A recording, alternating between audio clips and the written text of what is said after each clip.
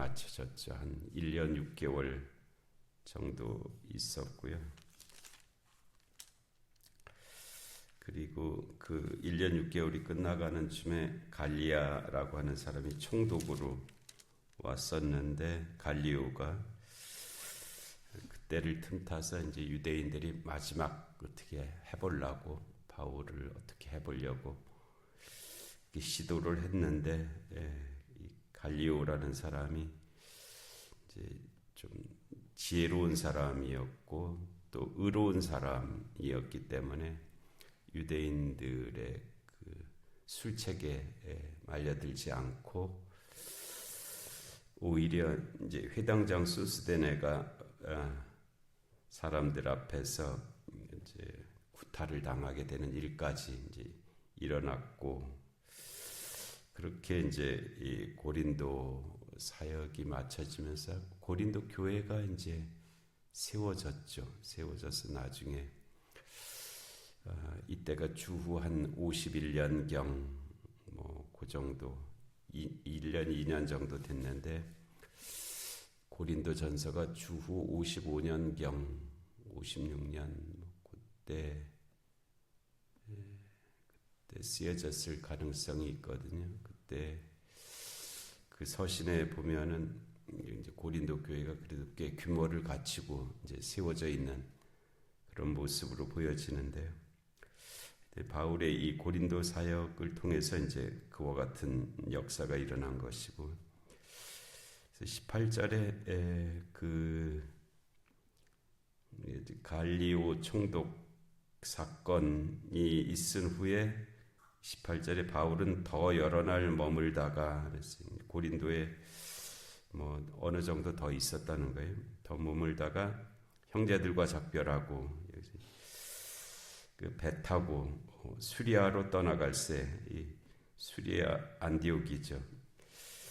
2차 전도 여정도 이제 고린도에서 수리아 안디옥으로 돌아가는 그런 여정을 택했고, 3차 전도 여정도 이 고린도에서 연복음을 이제 아시아, 마게도니아, 아가야에서 거둔 연복음을 가지고 배를 타고 예루살렘으로, 이제 예루살렘은 항구가 아니기 때문에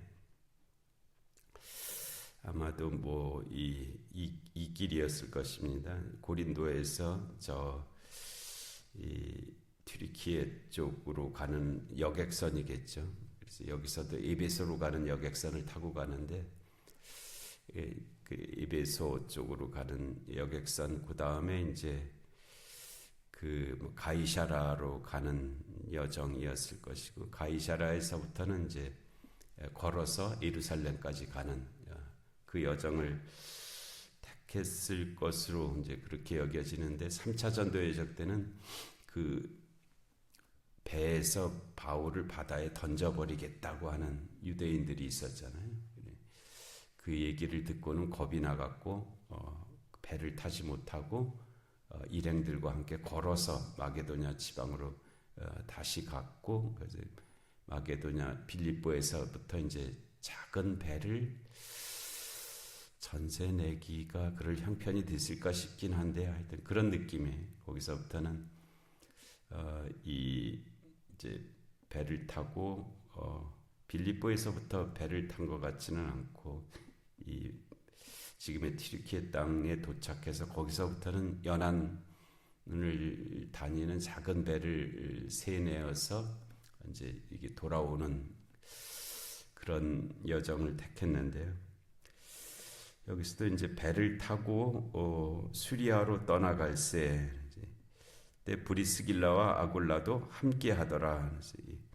고린도에서 만났잖아요. 그 글라우디오 황제가 유대인 추방령을 내렸을 때, 그래서 이 아굴라와 브리스길라가 고린도까지 오게 되었는데, 거기서 이제 업이 같음으로 장막 만드는 일을 같이 하고, 그러면서 거기서 교제가 이루어졌고, 아마 고린도 교회를 세우는데도 이 브리스길라 아글라가 큰 역할을 했을 것으로 그렇게 여겨지죠. 그래서 그들과 함께 다시 이 에베소로 가고 이제 수리안독으로 가는 그 길을 이제 동행하기로 그렇게 해서 함께 이제 배를 탔다는 거예요. 그리고 바울이 일찍이 서원이 있었으므로 육해라고 하는 것이 이제 서원인데 구약적인 배경은 나실인 서원과 같은 그런 서원인데 자기가 이제 평생 서원도 있고요. 아니면은 일정 기간 서원도 있고. 그런데 이제 바울의 이 서원은 이제 일정 기간 서원이었던 것으로 보여지고요. 서원을 시작하면은 이제 뭐 나실인 서원 같으면은 그때서부터 머리를 안 깎잖아요. 머리를 깎지 않고 그다음에 뭐 포도주와 관련된 그런 것을 먹지 않고 뭐 시신에 손을 대지 않고 이제 그런 것을 통해서 내가 지금 서원 중에 있다라는 것을 늘 인식하기 위한 장치들입니다. 그러니까 뭐 시신에 손을 대는 일, 뭐 포도주를 마시는 일, 그것 자체가 어떤 근본적인 의미를 가지고 있다기보다는 그런 것을 하지 않은, 머리를 깎지 않음, 뭐 이런 거를 통해서 내가 지금 서원을 하고 있다 하는 것을 이제 늘 기억하면서 살기 위한 장치들이죠. 그래서 서원은 있어야 됩니다. 서원이 없으면 이래도 좋고 저래도 좋은 삶이 될 수밖에 없거든요. 서원을 해야 그래도 우리의 삶의 어떤 방향성을 가지고 또 책임감을 가지고 그렇게 살 수가 있습니다. 서원하지 않는 삶은 그냥 뭐 되는 대로 이렇게 이제 살게 될 가능성이 많죠. 꼭 그런 것은 아니지만, 그래서 우리의 삶에서도 이제 서원이 있어야 되잖아요. 그래서 내가 2025년을 시작하면서 한 해 동안 이렇게 살리라, 뭐 이렇게 살고 싶습니다. 뭐 앞으로 제 남은 인생을 이렇게 살고 싶습니다. 뭐 이렇게 살겠습니다. 이런 것들이 이제 서원의 형태죠. 그리고 그것이 뭐 좀 더 일상적인 것으로 하면은 사실 기도가 서원입니다. 기도가 하나님 앞에 드리는 거잖아요. 기도해놓고 내가 뭘 기도했는지 잊어버리면서 사는 거는 그거는 좀 이상한 거죠, 그렇죠? 내가 누구하고 대화를 해놓고 그 사람과 한 대화를 내가 기억도 안 하고 살면 그 사람을 만났을 때 책임 있는 관계가 될 수가 없잖아요. 내가 뭘 서로 약속을 하거나 뭐 그렇게 했으면 기억하면서 살아야 되잖아요. 근데 전혀 그것에 대한 기억이 없다. 그러면 그것에 대해서 무책임하게 살았다는 거거든요. 하여튼 서원이 있어야 되고 그 서원 앞에 신실해야지요. 그리고 신실하기 위해서 머리를 안 깎는 겁니다. 내가 머리가 길어지는 것을 보면서 내가 서원한 것이 있다라는 것을 잊지 않기 위함이고요. 포도주 늘 마셔야 되는 일인데 굳이 그걸 안 마시는 것을 통해서 내가 서원이 있다라는 것을 잊지 않는 것이고요. 뭐 그런 일이죠. 우리가 그래서 우리들도 기도, 서원 뭐 이런 것들을 기억하면서 살아야 됩니다.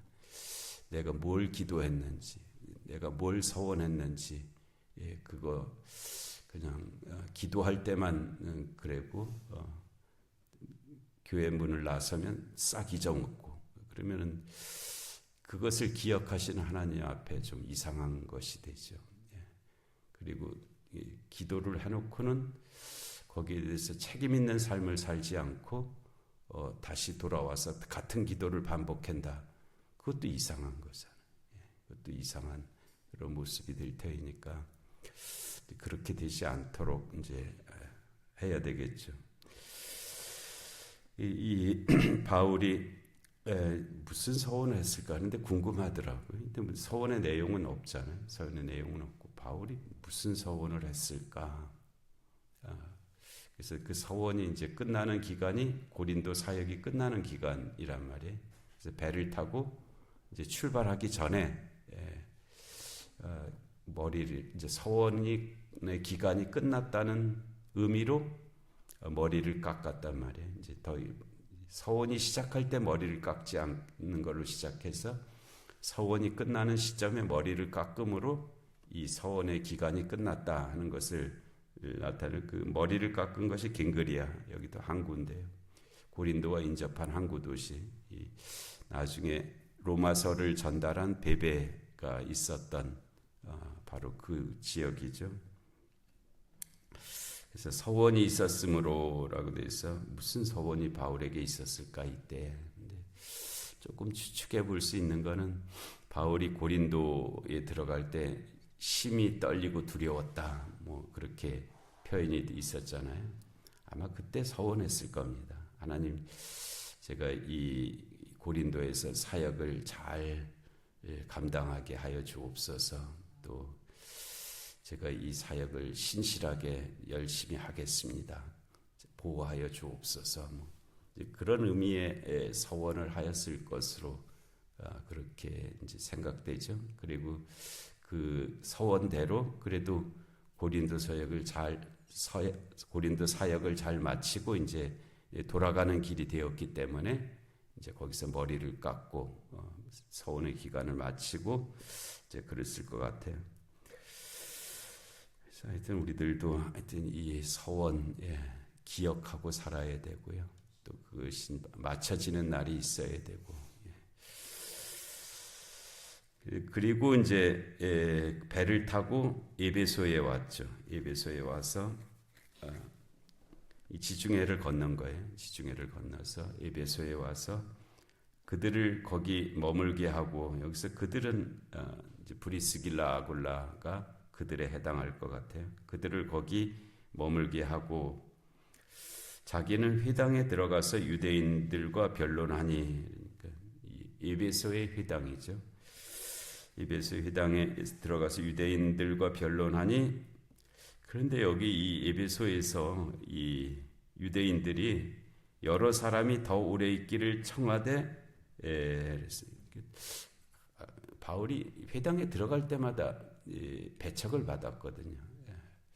내쫓김을 당하고 그렇게 그런 기억들인데, 이 에베소의 회당에 들어갔는데 한 사람도 아니고 여러 사람이 바울을 더 오래 있기를 청했다. 이건 아주 이례적이죠. 그래서 바울이 이제 나중에 3차 전도 여정 때는 에베소에 와서 3년이나 있었잖아요. 그런 배경이 되었던, 원인이 되었던 것 같아요. 자기를 환대해준 유일한 곳이었죠. 회당에서 자기를 환대해준 그런 곳이어서, 그런데 이제 이미 일정이 잡혀서 수리아 안디옥으로 돌아가는 길이었기 때문에 허락하지 아니하고 작별하여 이르되 아주 멋있는 말을 남기고 갑니다. 하나님의 뜻이면 너희에게로 돌아오리라. 이 사도행전에 있는 유명한 말 중에 한 말씀인데요. 하나님의 뜻이면 너희에게로 돌아오리라. 내가 내 마음대로 하는 것은 아니다. 그러나 하나님의 뜻이면 반드시 다시 돌아올 거다. 그리고 3차 전도 여정 때 여기 돌아와서 3년 동안 이제 있었죠. 그리고 배를 타고 에베소를 떠나 가이사라에 상륙하여, 가이사라가 이제 예루살렘에서 가장 가까운 항구잖아요. 가이사라에 상륙하여 올라가, 이 올라가는 예루살렘으로 올라갔다는 뜻입니다. 그러니까 성경에 예루살렘은 항상 올라가는 곳이에요. 올라가는 곳이고, 예루살렘에서 기타 지역으로 가는 것은 내려가는 길입니다. 그래서 여기서 어디로 올라갔다는 그것이 언급되어 있지는 않았지만은, 이제 가이사라에서 올라갔다는 것은 예루살렘으로 갔다는 뜻이에요. 그래서 예루살렘에 가서 교회의 안부를 물은 후, 예루살렘 교회의 안부를 물은 거죠. 그런데 가이사라에서 예루살렘까지도 100km입니다. 엄청 먼 거리인데, 거기를 갔다가 다시 돌아가니까 합치면 200km잖아요. 아주 먼 길인데 굳이 그래도 간 거죠. 다른 것도 아니고 그냥 안부를 전하기 위해서. 그래서 교회의 안부를 물은 후에 안디옥으로 내려가서, 수리아 안디옥이죠. 예루살렘에서 수리아 안디옥 520km입니다. 엄청 천리도 넘는 길인데 안디옥으로 내려가서 얼마 있다가 이제 그 안디옥에서 얼마 있다가 이게 52년에 2차 전도 여정이 마쳐졌기 때문에 3차 전도 여정이 53년에 시작하거든요. 53년에서 58년까지 뭐 얼마 머물지고 쉬지도 못하고 얼마 있다가 떠나 갈라디아와 부르기아 땅을 차례로 다니며 모든 제자들을 굳건하게 하니라. 먼저 이 갈라디아 부르기아를 갔다가 이제 에베소로 간 것 같아요. 에베소에서 3년 동안 머물다가 에베소에서 이제 폭동이 일어나 갖고 이제 도망가잖아요. 저기 이 빌립보로 이제 도망가죠. 예, 그런 때까지 이제 에베소에서 머물렀던 것이 이제 3차 전도 여정입니다. 그래서 이 서원을 말씀해 주셨는데 우리가 하나님 앞에 합당한 서원을 하고 또 서원을 이루는 그런 삶이 되게 하실 줄로 믿습니다.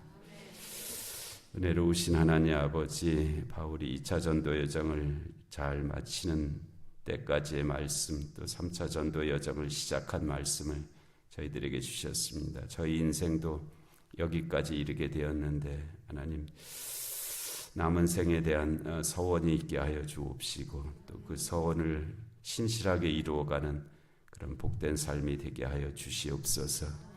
영육간의 공고한 한우들을 긍휼히 여겨 주옵시고 이 나라 이 민족 가운데 주님의 공의와 정의가 임하게 하여 주옵시고 전쟁과 기근과 질병과 재난의 땅들 가운데 주의 긍휼하심이 함께하여 주시옵소서. 하나님 이 새벽의 기도 가운데도 은혜 내려 주시기를 간절히 비옵고 예수님의 이름으로 기도하옵나이다. 아멘. 주기도